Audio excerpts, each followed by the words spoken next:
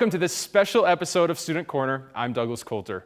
School is wrapping up for the semester now, but when we come back, we'll be under the leadership of a new president. President Jordan has been with the university since 2005. He announced his retirement earlier in the school year. Since joining the university more than 10 years ago, President Jordan has changed a college into a university, added new state-of-the-art buildings, introduced the first master's program to MSU Denver, and much more. He sat down with us to talk one last time about his time here at the university. So President Jordan, thank you so much for being with us here today. One last time before you officially head out and hand over the reins to Dr. Davidson. So that day is coming closer. So as we move closer to that day, how are you feeling? You know, I'm feeling a little melancholy. People say, are you counting the days yet? And I say, no, I really think I need to get through graduation first. And then I think I'll start feeling a little more real to me about the end of this coming. But I am sort of reflecting on the accomplishments we've had over the last 12 years. I'm pretty proud of what we've been able to do as a community. And so it's getting closer and closer. I told my executive assistant today, June 1st, I'm going to start packing my stuff up in the office and moving it out so that when President Davidson comes around the 20th of June, the office will be hers.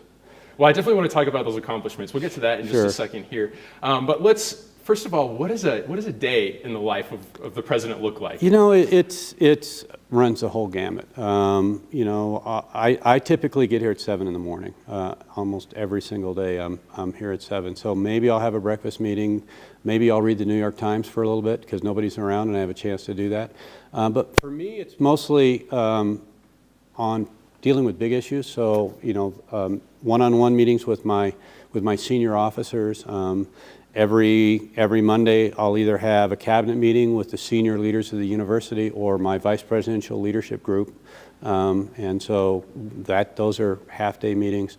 Often going out to you know, one or more of the community boards that I'm on. So whether it's the Downtown Denver Partnership or the Botanic Gardens Board, going to the legislature and you know, making the case for the university, testifying on some particular item or trying to encourage legislators around something the university is trying to do.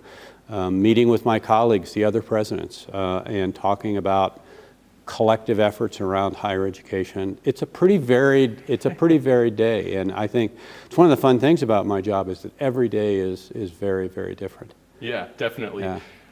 So you announced at your normal annual breakfast this year that you were going to retire. Right. When did you come to that conclusion that it was time, and how did you make that decision? You know, my wife will tell you that the way she knew that I made the announcement was that in March, a year ago this last March, I went and booked a trip for the two of us to France. And so we booked 3 days in Paris and then 8 days on a Viking river cruise. And she said, he has made the decision. when he books the trip himself, he's made the decision. So you know, it was. I told the Board of Trustees that I had been the head of a state system of higher education or the president of a state university for 24 years. And that's 24 years of nights and weekends. And I said, it's just time for someone else to do this job. And that I really felt like I had, you know, I'm a pretty high energy guy, and I knew that I was sort of losing my energy level and ability to do it the way I think I need to do the job. So I felt it really was time for someone else to do it. And I also thought, you know, we're finishing this project on the Aerospace and Engineering Sciences building, and it would be a real mistake for me to start another major initiative, you know, like that or like the Hotel and Hospitality Learning Center, because those things take, you know, 5 to 6 years to execute.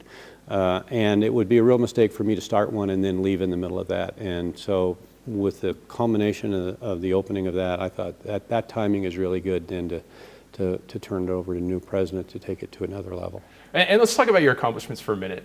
You came here almost 10 years ago, and since then, perhaps the most notable change is the name. When you took over, we were Metropolitan State College, yeah. And now we're a university. Aside from that, you've added new programs, you've added new buildings, as you kind of just alluded to. Of everything you've done here, what is the thing that you are most proud of? So I would say probably 3 things. First, and is key to most of that, is rebuilding the faculty. I am really proud that we have added a net increase of more than 200 full-time tenure track faculty from the finest universities all over the country. And I think they have fundamentally changed what happens in the classroom. And so that was the first thing, so to rebuild that faculty. The result of that was that we've increased our first-time freshman retention rates and we've increased our graduation rates. So 10 years ago, we had a 56% first-time freshman retention rate. So that's a first-time freshman coming back as a sophomore, only 56% of the students. This year, it was 72%. 10 years ago, we graduated about 2,100 students on a student body of 20,000. Last year, we graduated 3,550 students on a 20,000 student body. So huge increase in retention and graduation rates. And I think that's because of having rebuilt the faculty. And the third thing that I am really proud of is the role this university played in opening up access to undocumented students. We led the way in the state by taking, I think, a very courageous stand when no one else would even talk about it. And I think that then led the way for the passage of the asset bill. And today we have 60% of all the undocumented students going to any public college or university in the state are at our university. And I think it's a reflection of our willingness to stand up and say people who have the right attitude and who have the desire to get a college education deserve the opportunity to have that. Something else I want to talk about, we just said, you've added all the buildings and stuff. Another huge area that's improved since you've been here as president is athletics. The biggest thing that stands out to me is the new Regency Athletic Complex. It's award-winning now, so good work on that. But talk about maybe your role with athletics and how that has improved as we've gone through time. Well, first of all, I was always, a jock through high school. Played some college baseball. And then went into rugby and played rugby for 20 years. I love athletics. And so, every place I've been involved with the athletic programs. I had the privilege when I came here to be chair of the NCAA Division II presidents for 2 years and to be on the executive committee of the NCAA and be very involved in providing leadership. I led an effort for the NCAA called Life in the Balance. But the important thing was that as a part of that, I learned about this thing that Division II does, which is called the Sports Festival. They're the only division that brings all the national championships for a particular season to one location and decides them at a single location in a single week. And I began thinking about how cool that would be if we could do that in Denver. And the only problem was we didn't have a facility. It's just a true story. So we started planning for how would we build a facility and put ourselves in a position to host it. And as you know, the NCAA gave us the bid, and all we had were drawings to show them, and they trusted us that 2 years later the facility would actually be done and ready. We brought it in on time, on budget. We had a great sports festival a year ago in May, and just a couple of weeks ago the NCAA announced that we're going to have 3 softball World Series championships located here, a women's volleyball championship located here at Metro, and 2 regional cross-country championships at Metro. I think it's a real compliment to what we've been able to do as a university. And of course, along the way, we've been pretty competitive in softball and in basketball and in soccer. We run, I think, an amazingly good athletic program here. We graduate young people and we give them a great intercollegiate athletic experience. And a lot of titles along the way, too. A lot of titles along the way. A lot of RMAC championships, a lot of regional championships. You look at the volleyball team this year, a rookie coach coming in, being the first team to go undefeated in conference play and takes us to the Elite Eight. I mean, that's a pretty great record for a rookie coach. So. Absolutely. Well, as we move closer to that time and you reflect back on your time here, what is something that you will take away and remember the most from your time? Oh, that's president? Easy for me. I tell people what I remember the most is every single graduation. I told the board the other day, I've had the opportunity to shake the hands of 33,750 students crossing the stage. That's 40% of all the graduates of this university I've had the opportunity to shake their hands on. And I see every possible emotion on the faces of those students as they are walking across the stage, from the "I can't believe I'm here" to students saying to me, "Dr. Jordan, it took me 16 years to get here, but I've made it." And that to me is what this university is about. It's a real reflection of the persistence of people who want to change their life and their economic condition. And they come to our university and they get transformed. And I see that on the stage twice a year. And I really love commencement. I will miss that. You know, every time in May and December when I'm at home in the future and not at commencement, I will really miss that. Certainly a good experience for students too, to get to walk across that stage and shake your hand at the end as well. So you've done a lot while you've been here. Is there anything that you wanted to get done that you haven't been able to yet? Oh, yeah, actually there are a couple of things. And there's sort of two that fit together. We had a vision to create a college of the arts, and to break out theater and music and the visual arts and probably dance together into a college, to sort of mirror image what's right across the street from us over at the complex, you know, right across Spear. I think we have such a strong program in the arts, and I feel like they get lost inside of this very large college of letters, arts, and sciences. So this idea to have created that, and then we had conversations for a period of time with the Denver Symphony about the possibility of building a joint facility here on campus that would house our College of the Arts and the Denver Symphony at the same time. You know, it turned out that it was maybe a vision too far or too soon. We just couldn't afford to pull off that project. But I just think those programs deserve more recognition than they currently get in terms of the academic structure of the university and the visibility they ought to have in our community. So going back to kind of, again, looking at your time back here, is there anything you would have done differently since you've been here? Well, you know, everybody knows we've led this effort to become a Hispanic serving institution. I think that's one of the really important things that we've done. I would have led that effort much differently at the beginning than I did. You know, when I first led it, you know, I had looked at all the data.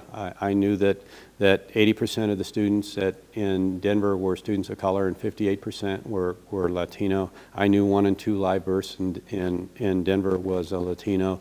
I knew this tremendous population growth that was going to occur in Latinos. And so, you know, it was like intuitively obvious to me, we need to be an HSI. We need to have one institution in Colorado that's really serving Latino students. And so when I announced this effort, and the pushback was really surprising to me at that time. I mean, there were all sorts of issues of, this is now 10 years ago. I mean, we had the conversations about race and what does it mean for me as a black person? Does that mean I'm not welcome because it's going to be about brown people? What does it mean for me as a white faculty member? Am I not welcome any longer because we're going to be recruiting brown faculty members? And so there was all this angst on campus, and even a few protests in my office. And so we took a step back. We created a task force of about 65 people who went out and looked at it, and they made a series of 55 recommendations to me about how to become an HSI. And what I learned from that is, you know, that faculty are in the business of research, and that when you involve them in that effort, then the buy-in is there. And so after that happened, everybody agreed this is what we need to do. So if I had to do it over again, I would have done that much differently because there was all that angst about that. Dr. Jordan's start at the university may not be what you expect. Coming up, he talks about what his transition looked like and the rough start he had more than 10 years ago.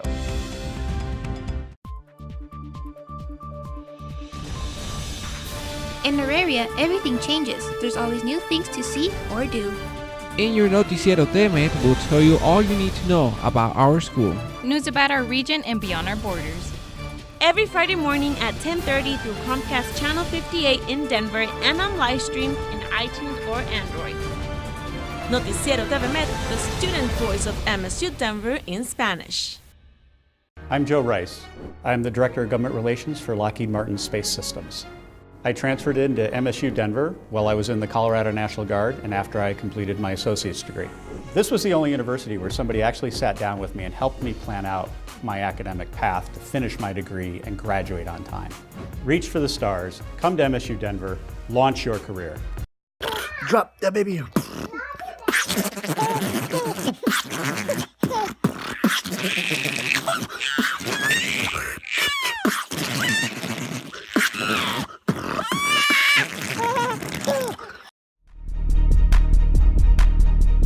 Whether it's local news or world news, the Met Report delivers.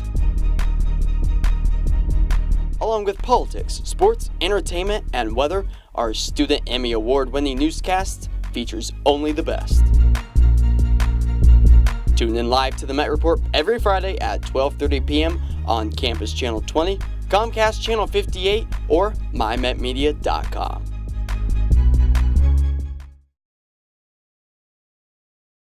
Stand on the edge of the train station platform. Drive around the boom gets at a level crossing.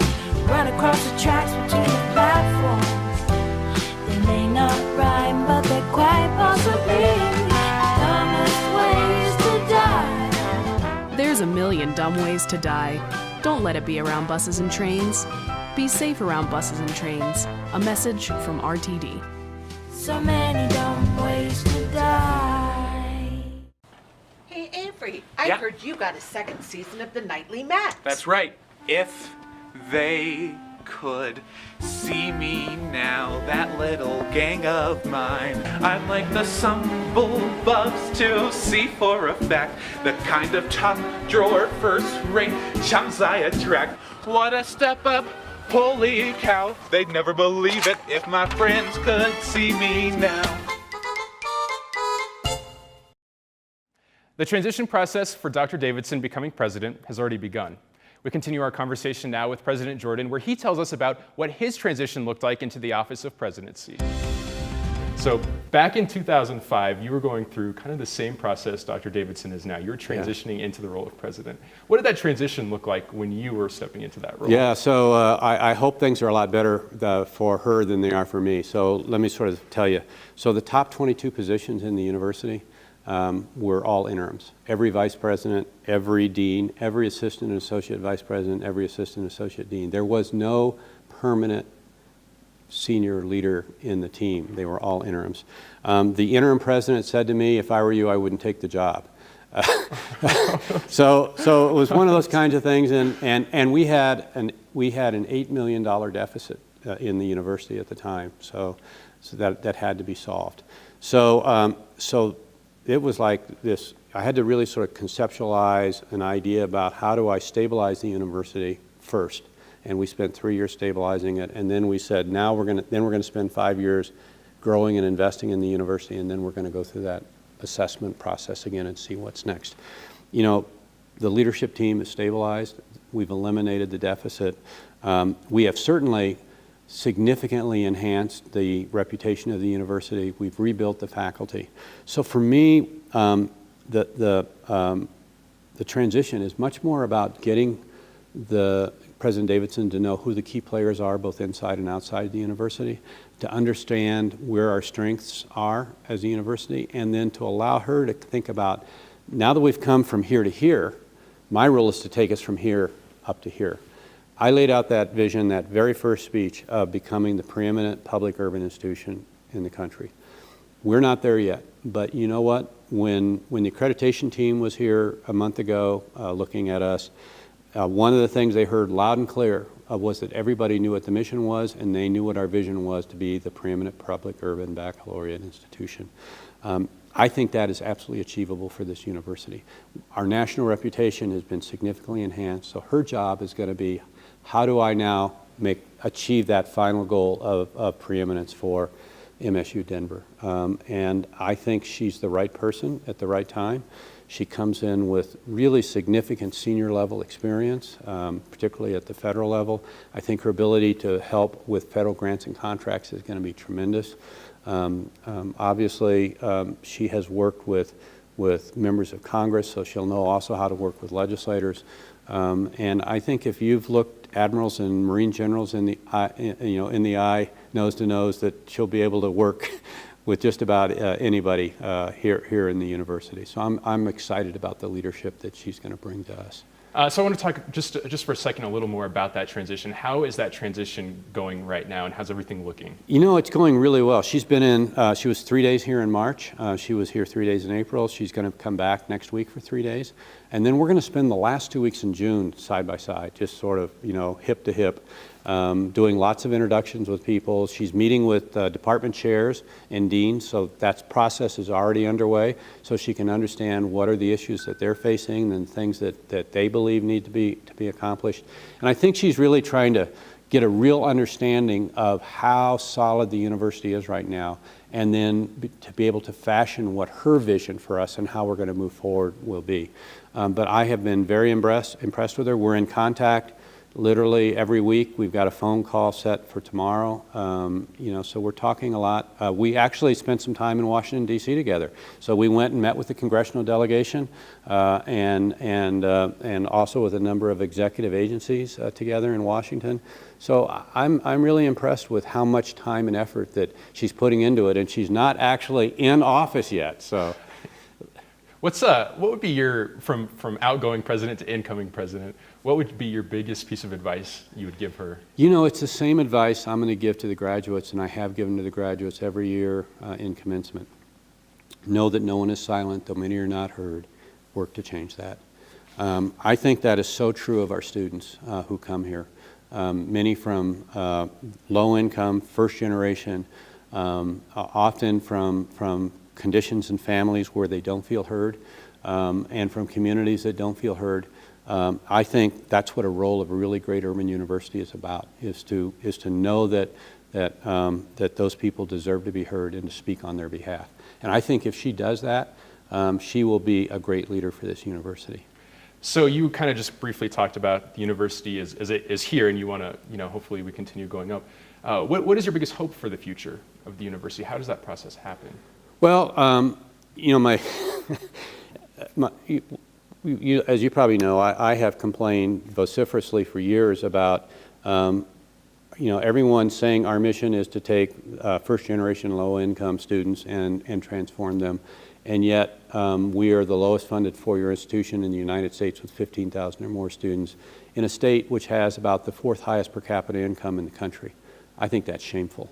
And so my biggest hope is that if we really want to succeed in where we're going and truly transform the students we're working with, then the state of Colorado needs to step up and invest in this university in the same way it invests in the other universities in the state of Colorado.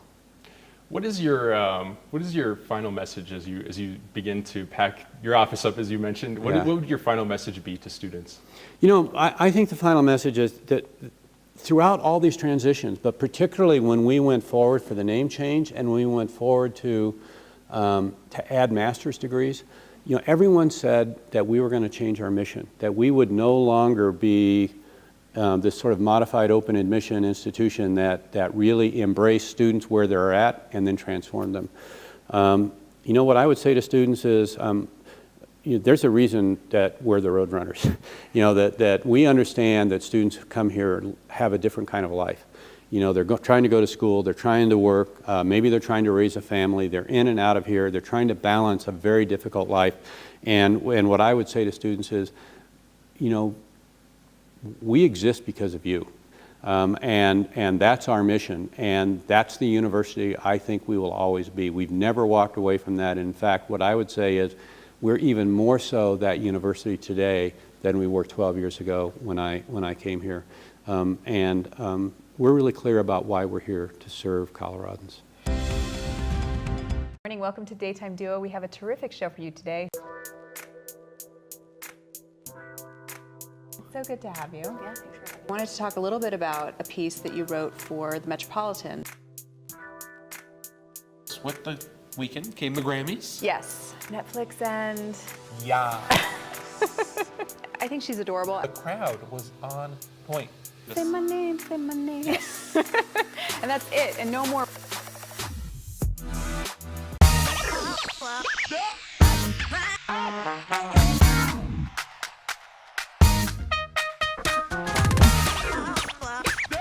Tune in every Friday night at 7 p.m. on Denver Channel 58 or mymetmedia.com.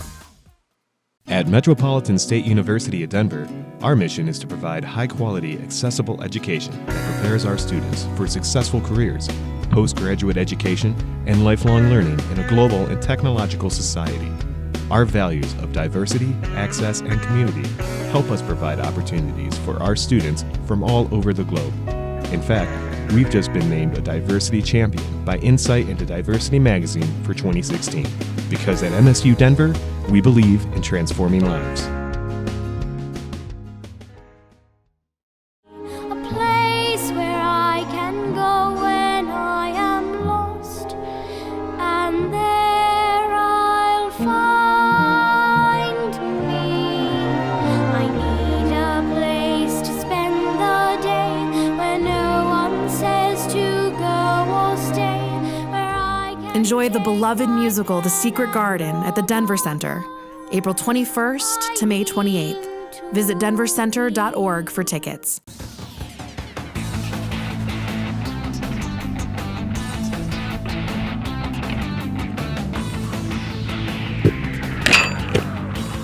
I'm Juan Arellano, and this is the Templo Futbolero. En esta edición les tenemos en las 65 ocasiones el Colorado, Guadalajara, Denver, Denver